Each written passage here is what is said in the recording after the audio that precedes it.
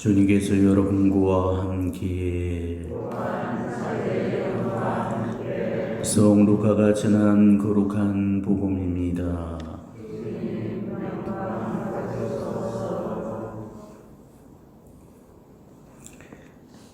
그때 예수님께서 바리사이들에게 말씀하셨다. 어떤 부자가 있었는데 그는 자주 쇠복과 고운 아마포옷을 입고 날마다 즐겁고 호화롭게 살았다. 그의 집 대문 앞에는 나자로라는 가난한 이가 종기투성이 몸으로 누워 있었다. 그는 부자의 식탁에서 떨어지는 것으로 배를 채우기를 간절히 바랬다. 그러나 개들까지 와서 그의 종기를 핥곤 하였다. 그러다 그 가난한 이가 죽자 천사들이 그를 아브라함 곁으로 데려갔다. 부자도 죽어 묻혔다. 부자가 저승에서 고통을 받으며 눈을 드니 멀리 아브라함과 그의 곁에 있는 라자로가 보였다. 그래서 그가 소리를 질러 말하였다. 아브라함 할아버지, 저에게 자비를 베풀어 주십시오. 라자로를 보내시어 그 손가락 끝에 물을 찍어 제 혀를 식히게 해 주십시오. 제가 이 불길 속에서 고초를 겪고 있습니다. 그러자 아브라함이 말하였다. 얘야, 너는 살아있는 동안에 좋은 것들을 받았고 라자로는 나쁜 것들을 받았음을 기억하여라. 그래서 그는 이제 여기에서 위로를 받고 너는 고초를 겪는 곳이다. 게다가 우리와 너희 사이에는 큰 구릉이 가로놓여 있어 여기에서 너희 쪽으로 건너가려 해도 갈 수 없고 거기에서 우리 쪽으로 건너오려고 해도 올 수 없다. 부자가 말하였다. 그렇다면 할아버지, 제발 라자로를 제 아버지 집으로 보내주십시오.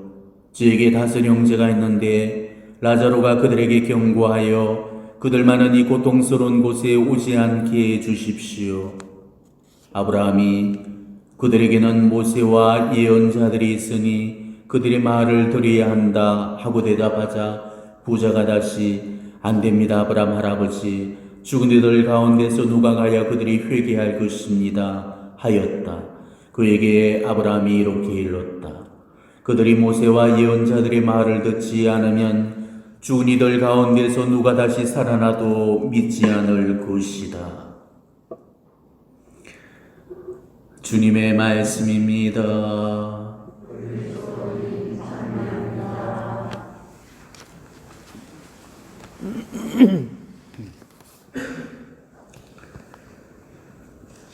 오늘 복음은 부자와 라자로 이야기가 되겠습니다.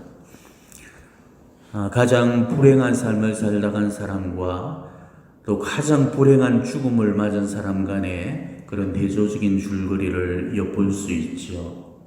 오늘 이 복음이 우리에게 말하고자 하는 결론은 바로 그겁니다. 바로 부자의 독차지가 결국은 둘을 다 불행에 빠뜨렸다는 것입니다. 부자의 독차지가 살아있는 동안에게는 라자로에게 지옥을 주었고 죽은 다음에는 부자 자신에게 지옥을 가져다 주었습니다.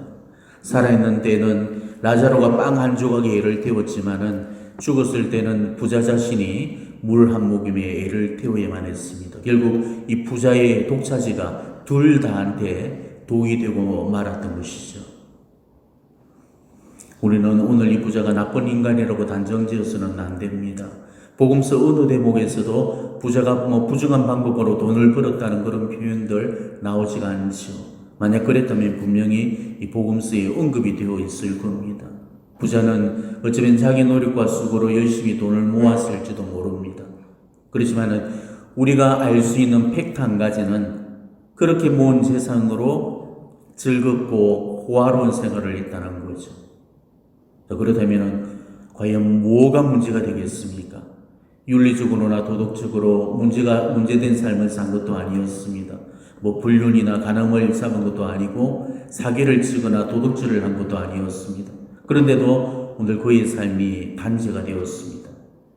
자기가 번 돈으로 자신한테 쓴 것뿐인데도 거기에 과연 지옥에 보내질 그런 이유가 되겠습니까?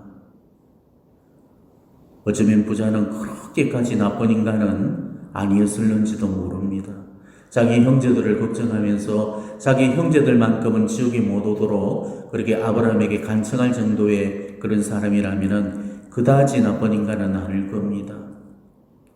저는 지금까지 돈 많은 부자들 중에 형제들 간의 사이가 좋은 경우를 단 한 사람도 보지를 못했습니다. 다 형제들끼리 돈이나 유산 때문에 의가 상해져서 원수도 그런 원수가 없다 할 정도로 그렇게 남남처럼 살고 있었습니다. 그런데 오늘 이 부자는 정말 기특하고 대견하게도 자기는 지옥불에서 고통을 받으면서도 자기 형제들만큼은 지옥에 못 오도록 걱정하고 자기 형제들의 안위를 걱정해 줬다는 거죠. 이렇게 자기 형제들까지 걱정해 줄 줄 아는 사람이 어째서 자기 대문 앞에 앉아있던 라자로한테는 그토록 모질었는지 모르겠습니다. 그렇지만은 모질어서 모진 게 아니었죠. 엄밀히 말하자면은 부자는 라자로한테 그렇게 모질게 대하지도 않았습니다. 자기 집 대문 앞에서 노숙을 하던 그 라자로를 문전박대한다든지 내쫓은 것도 아니었습니다. 부자가 진짜로 나쁜 놈 같았으면은 자기 집 대문 앞에서 멍석 깔고 앉은 그 병든 거지를 그냥 가만히 두고 보지는 않았을 겁니다. 그것도 심하게 병이 들어서 동네 개들이 와서 진물을 핥을 정도라면은 위생상의 문제나 전염병의 그런 위험성들이 있기 때문에 재수 없다면서 자기 집 바깥 멀리로 내쫓았을 텐데 부자는 라자로의 노숙을 허용해 줬던 셈입니다. 거기다가 자기 집 대문 앞에서 구걸하던 그 라자로한테 자기 밥상에서 나오는 찌꺼기 음식이나마 먹도록 허용을 해줬죠. 정말 그것만으로라도 작은 공로가 되어서 정말 하나님께서 지옥은 피하도록 해줬을 건데도 이 부자는 결국 지옥에 떨어지고 말았습니다. 그 말은 그의 선행이 하나도 공로가 되어주지 못했다는 뜻이죠. 자, 그렇다면 왜 그랬을까요? 우리 하나님은 보응의 하나님이십니다. 때문에 아무리 작은 선행이라 할지라도 그것을 다 기억해 주시고 갚아주시는 분이신데 왜 그거는 선행으로 인정해 주지 않았을까? 도스토예프스키가 쓴 까라마조프가의 형제들이라는 그 책을 보게 되면 러시아의 민탐 한 동업이 나오죠. 욕심 많은 노파가 있었는데 이 노파는 일평생 선행이라고는 눈꼽만치도 해본 일이 없었습니다. 근데 이 노파가 죽어서 하나님 심판대 앞에 섰는데 이 노파한테는 자신도 까먹고 있었던 그 일생에 있었던 선행이 딱 한 가지가 있었습니다. 팔을 다듬던 중에 지나가는 거지한테 던져준 썩은 팥뿌리였던 거죠. 근데 그것도 선행이라고 그 썩은 팥뿌리가 동아줄이 되어서 하늘에서 내려오는 거였습니다. 그래서 그 노파는 그 줄을 붙잡고 하늘에 오르게 되었습니다. 근데 한참을 올라가는 중이나 자기 발을 보니까 뭔가 묵직한 느낌이 들어서 아래를 보니까 누군가가 함께 자기 발목을 붙들고 딸려서 올라오고 있는 거였습니다. 근데 그 계속 밑으로 보니까 그 밑으로 줄줄이 사람들이 발목에 발목을 잡고 올라오고 있는 거였죠. 이때 욕심하는 노파가 이 모습을 보고는 다시 욕심이 동해져서 이 팥뿌리는 내 거란 말이야! 그러면서 밑에 사람을 발로 팍 잡으렸죠. 근데 바로 그 순간에 팥뿌리가 끊어지면서 그 노파는 결국 천국에 오르지 못했다고 그럽니다. 욕심만 부리지 않았더라도 그 팥뿌리로 하늘에 오를 수가 있었다는 겁니다. 자, 욕심 많은 노파가 일평생 행했던 그 팥뿌리 선행 한 가지도 기억해 주셨다면 그 부자의 빵 부스러기도 선행으로 기억해 주실 법은 한데 하나님은 그의 선행을 인정해 주지 않으셨다는 겁니다. 왜 그랬을까요? 왜냐하면 그 부자가 베풀었던 것은 선행이 아니었기 때문입니다. 식탁에서 떨어지는 그 빵 부스러기를 라자로가 먹도록 허용했던 것이 만일 진짜로 선행 속에서 그게 이루어졌다면 아무리 작은 선행도 하나님 대전 앞에서는 무한한 가치를 지니고 있기 때문에 하나님은 반드시 그 선행도 아마 공로로 여겨주셨을 겁니다. 하지만 안타깝게도 그 선행은 공로로 인정받지를 못했습니다. 왜 그 선행이 공로가 되어질 수 없었을까? 바로 그 이유는 바로 그 빵 부스러기는 나눠졌던 것이 아니고 버려졌던 것이기 때문이죠. 라자로가 먹었던 빵은 먹다 남긴 그런 음식이 아니고 절대 먹어서는 안 되는 버려질 쓰레기 음식이었습니다.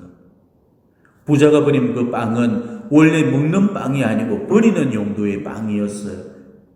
옛날 예수님 시대에 그 부자들은 음식을 먹을 때 값싸고 질 떨어지는 그 빵을 손을 닦는 데 이용을 했습니다. 근데 오늘 라자로가 취했던 그 빵이 바로 부자들이 음식을 먹기 전에 먹고 나서 이 빵을 이용해서 손을 닦던 바로 그 빵이었다는 거예요.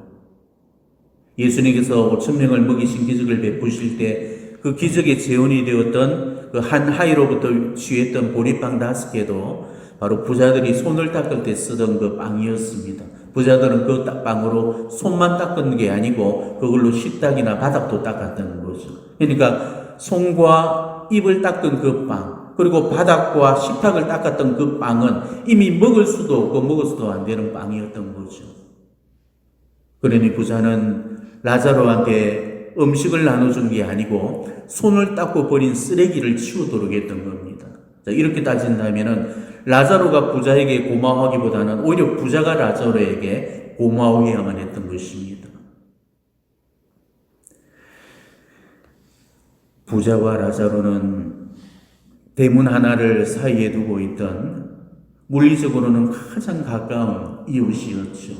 정말 손만 내밀면 닿을 수 있는 그런 거리에 있던 이웃이었습니다. 그렇지만 마음으로는 가까이 하기는 너무 먼 그런 이웃이었던 것입니다. 이 부자는 돈이 들어오고 쌀이 들어올 때만 대문을 열었고 단 한 번도 라자로를 위해서는 대문을 열어주지 않았던 거죠. 마음의 문을 굳게 닫고 있었기 때문에 결국 그의 대문도 열리지를 않았던 것입니다. 우리는 부자의 이런 모습을 보면서 고작 대문 하나를 사이에 둔 거리가 지구 한 바퀴 거리보다도 더 멀 수 있다는 사실을 알아야만 됩니다. 사랑과 관심만 있다면 이역만리도 호합거리가 되지만 사랑과 관심이 없으면 호합거리도 이역만리가 된다는 사실을 우리는 배울 수가 있습니다. 결국 이승에서의 대문 하나 사이의 그 거리가 저승에서는 천국과 지옥 사이의 그런 간격만큼 서로 건너올 수 없고 건너갈 수 없는 그런 간격을 벌어놓고 말았던 것이죠. 오늘 복음은 단순히 재물을 나누지 않았다는 것을 고발하는 게 아닙니다. 인색함에 대한 그런 경고이기도 하겠지만은 그보다는 무관심에 대한 그런 경고입니다. 우리는 흔히 무자비와 무관심 중에 무자비가 훨씬 나쁘다고 그렇게 생각을 하고 있죠. 하지만은 무자비보다도 더 무서운 게 무관심입니다. 자비가 없는 것보다도 관심이 없는 게 그게 더 큰 죄가 되는 겁니다. 자비롭게 대하지 않는다는 것은 그래도 관심이라도 있다는 뜻이 되겠지만은 무관심은 아예 관심조차 안 가지는 거기 때문에 오히려 그것이 훨씬 죄질이 더 나쁜 겁니다. 그렇기 때문에 1만 달란트를 탕감받고 100데나리온을 탕감해 주지 않았던 이 무자비한 종보다도 라자로에게 관심을 가지지 않았던 이 무관심한 부자가 죄질이 훨씬 더 나쁜 거였습니다. 왜냐하면 1만 달란트를 탕감받고 100데나리온을 탕감해 주지 않았던 이 무자비한 종은 연옥의 밑바닥이라도 가졌지만은 라자로에게 관심조차 가지지 않았던 부자는 결국 지옥으로 떨어지고 말았던 겁니다. 이 무자비한 종이 연옥으로 보내졌고 또 무관심한 부자가 지옥에 떨어졌다는 것을 우리가 어떻게 알 수가 있나? 이거는 무자비한 종이 연옥의 갔음을 암시하는 그 대목이 나오죠. 이렇게 되어 있습니다. 화가 난 주인은 그를 고문 형리에게 넘겨 빚진 것을 다 갚게 하였다라는 이 표현입니다. 자, 빚진 것을 다 갚게 했다는 것은 빚진 것을 다 갚으면 나올 수 있다는 뜻이죠. 분명히 예수님도 그러셨죠. 네가 마지막 한 입까지 갚기 전에는 결코 거기에서 나오지 못할 것이다 라고 하셨습니다. 이 말은 마지막 한 입까지 다 갚아줬을 때는 거기서 나올 수 있다는 뜻이죠. 바로 연옥을 이야기하는 겁니다. 그렇지만은 라자로에게 무심했던 이 부자는 지옥으로 보내졌습니다. 그걸 암시하는 대목이 바로 이 대목입니다. 여기에서 너희 쪽으로 건너가려 해도 갈 수가 없고 거기에서 우리 쪽으로 건너오려 해도 올 수 없다. 이거는 바로 지옥을 의미하는 겁니다. 자, 그렇기 때문에 우리는 무관심이 얼마나 큰 죄인지를 아셔야 됩니다. 야고보서에서 뭐라고 되어 있습니까? 자비를 베풀지 않는 자는 가차없는 심판을 받습니다 라고 되어 있죠. 자, 무자비도 가차없는 심판을 받는다면은 무관심은 무자비보다도 더 큰 심판을 요구받는다는 사실을 우리는 아셔야 됩니다. 그렇기 때문에 오늘 이 부자의 이야기는 불쌍한 사람들에 대해서 측은지심을 갖지 않는 게 얼마나 큰 죄인가를 지금 우리에게 고발하고 있는 것입니다.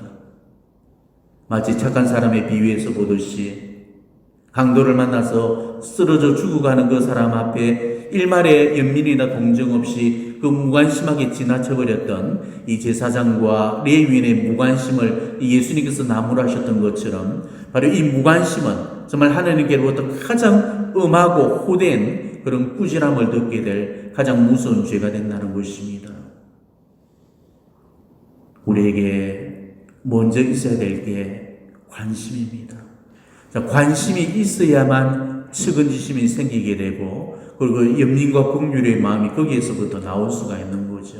그리고 남의 아픔이나 슬픔을 함께 아파하고 함께 슬퍼할 때 그때 비로소 우리가 남을 도와줄 수가 있는 것입니다. 우리는 불쌍한 처지의 이웃을 돕기 전에 먼저 그들을 향해서 관심부터 가져야 되는 것입니다. 험담하고 뒷담화하는 그런 쓸데없는 관심이 아니고 저 사람한테 어떤 어려움이 있고 내가 어떻게 도와줄 수 있는가를 살피는 바로 그런 관심을 가져야만 되는 것입니다. 우리는 이웃의 고통이나 아픔 앞에 정말 섬세하고 감수성이 풍부해져야 되는데도 자기 아픔, 자기 고통 앞에서는 잘 울고 잘 아파하면서도 이 남의 아픔과 고통 앞에서는 너무나도 무디고 감각이 없습니다. 그러다 보니까 남의 고통을 예사로 생각해버리고 남이 아프지 말든지 남이야 죽든지 말든지 내 일이 아니고 내가 알 바가 아니라고 그렇게 생각을 해버리게 되는 거죠. 지금 라자로는 그 어디에도 존재하고 있습니다. 손을 내밀고 사랑을 구걸하는 사람이 어디 라자로 한 사람뿐이겠습니까? 우리가 정말 눈을 들어서 주변을 잘 살펴본다면 정말 우리 도움을 필요로 하고 있고 우리 관심을 애타게 바라는 이들이 얼마든지 있습니다. 다만 그동안 내가 관심을 안 가졌기 때문에 안 보였을 뿐이지 관심만 갖고 보면 다 보이게 되어 있습니다. 고작 이 150명뿐인 우리 공동체 속에서도 저마다의 속사정과 사연들이 다 있고 우리가 다 모를 그런 가난과 병고와 상처로 고통받는 그런 사람들이 있는 겁니다.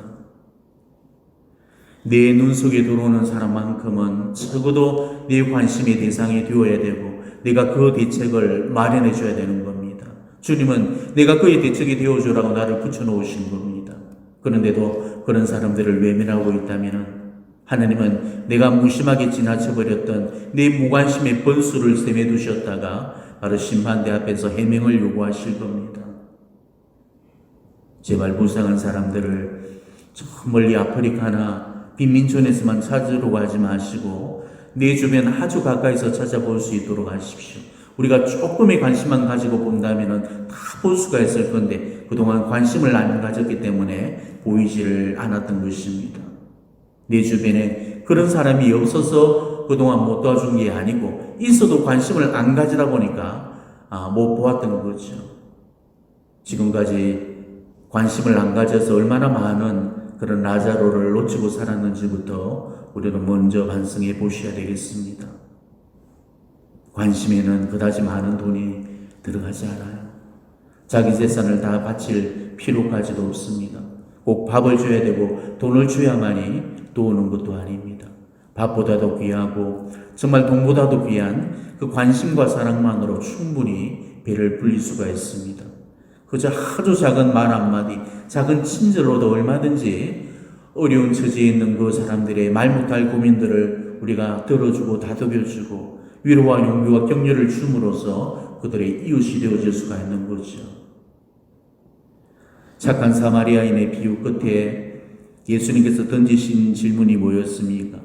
누가 그의 이웃이 되어주었냐라는 거죠. 바로 이 질문이 심판대 앞에서 우리가 받게 될 질문이라는 사실입니다. 마태복음 25장은 최후의 심판의 기준을 우리에게 분명히 제시해주고 있습니다. 우리가 죽어서 하나님 심판대 앞에 섰을 때 받게 될 질문을 미리서 일러주고 계시는 겁니다. 여기 있는 형제 가운데 가장 보잘것없는 형제 하나에게 준 것이 나에게 준 것이고 여기 있는 형제 가운데 가장 보잘것없는 형제 하나에게 주지 않은 것이 나에게 주지 않은 것이라는 거죠. 우리가 이 세상 살면서 가장 보잘것없는 형제 하나의 이웃이 되어줬을 때 우리는 그 심판대 앞에서 누가 그의 이웃이 되어주었냐라는 그 질문에 정말 자신 있게 제가 그의 이웃이었습니다라고 대답할 수가 있을 겁니다. 오늘 부자의 제목은 무관심의 죄라는 사실만 기억하시기 바랍니다. 자기 집 대문 밖에서 배를 굴고 앉아있던 그 라자로의 불행을 보고서도 자기 자신만을 위해서 삶을 즐겼다는 거죠. 그것이 그를 지옥으로 불러들였던 이유였습니다. 오늘 부자는 관심을 가지지 않았다는 그 한 가지 이유 때문에 억울한 운명의 주인공이 되어주고 말았습니다. 어쩌면 부자도 억울하다고 생각했을 겁니다. 하지만 그것은 자신으로 인해서 삶을 억울하게 산 사람의 그 아픔을 놓치고 살았던 죄값일 따름이죠. 나눴더라면 다 함께 행복했을 텐데도 나누지 못했기 때문에 서로를 다 불행하게 만들어 놨다는 이 이야기를 우리 인생의 교훈으로 다시 한번 삼으셔야 되겠습니다. 오늘 이 부자의 얘기가 나와는 무관하다고 그렇게 여기서는 안 됩니다. 부자는 돈이 많은 사람이 아니고 나눌 줄 모르는 사람입니다. 돈이 많은 사람이 지옥에 가는 게 아니고 나눌 줄 모르는 사람이 지옥에 가게 됩니다. 많은 돈을 가져야만이 나눌 수 있다고 생각한다면 오산입니다. 수백억을 가진 사람도 나눌 수 없도록 만드는 게 무관심이고 밥 먹기도 빠듯한 살림에도 나눌 수 있도록 만드는 게 관심이 가지고 있는 힘입니다. 있는 사람만 나누고 없는 사람은 못 나눈 게 아니죠. 있는 사람이든 없는 사람이든 있는 사람은 있어서 나눌 수가 있고 없는 사람은 없는 가운데서도 나눌 수가 있는 겁니다. 나눌 수 없는 경우는 단 한 가지뿐입니다. 욕심이 갇힌 그런 사람만이 못 내놓는 법이죠. 지금 내 호주머니에 있던 것만으로 우리는 정말 누군가한테 이 하루의 행복을 만들어줄 만큼 충분한 부자들입니다. 그런 마음으로 자신의 지갑을 여는 순간에 정말 그 사람한테 비로소 천국의 문이 열리게 될 겁니다. 화려한 빌딩 뒤에는 항상 그늘이 지기 마련이죠. 남의 행복 뒤에는 항상 나의 행복 뒤에는 항상 남의 불행이 드려지게 되어 있습니다. 나의 행복만을 보면서 살 때 우리는 남의 불행을 외면하게 되어 있습니다. 그렇지만은 남의 불행을 보는 그런 사람은 자신의 행복을 적절하게 지혜할 수 있을 겁니다. 지나치게 행복한 지금의 내 모습이 정말 라자로 앞에 무심했던 그 부자의 모습은 아닌지를 조심스럽게 살펴보시기 바랍니다. 그리고 내 행복 밖에 서성이며 눈물 짓고 있는 그런 이웃의 한숨 소리가 들리지 않는지를 다시 한번 내 주변을 잘 살펴보시기를 바랍니다. 아멘.